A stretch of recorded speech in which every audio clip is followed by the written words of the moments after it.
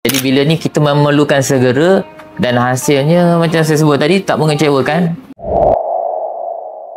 Nama saya Muhammad Firdaus bin Kamaruzaman. Di Mak Tahfiz Arus ni saya ditaklifkan sebagai mudir untuk menguruskan Mak Tahfiz ni lah. Surau bila tak ada dekorasi ni agak kosong lah. Bak kata bos kami dulu bila masuk nak solat tu tak ada gaya surau. Tak ada suasana surau. Jadi bila ada dekorasi macam ni adalah suasana tu. Kejap! Dapatkan custom mimbar sempena Ramadan ni. Tekan link di bio.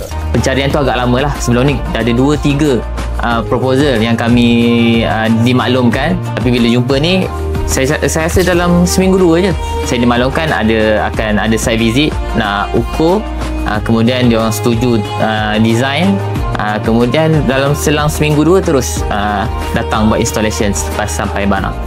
Menaikkan seri surau tu lah. Kami agak skeptikal pada mulanya, tak nampak lagi apa yang nak dilaksanakan di surau ni. Tapi bila dah siap tu alhamdulillah hasil dia taklah mengecewakan. Cantik lah. Jadi bila ni kita memerlukan segera dan hasilnya macam saya sebut tadi tak mengecewakan. Yang datang pun bukan orang biasa, VVIP, Sultan Pahang. Solat di sini, lepak di sini, duduk bersama-sama pelajar di sini. Jadi suasana tu ada. Background masuk paper pun background cantik. 4.5 boleh kot. Hiasi ruang solat anda dengan syarikat 3-1.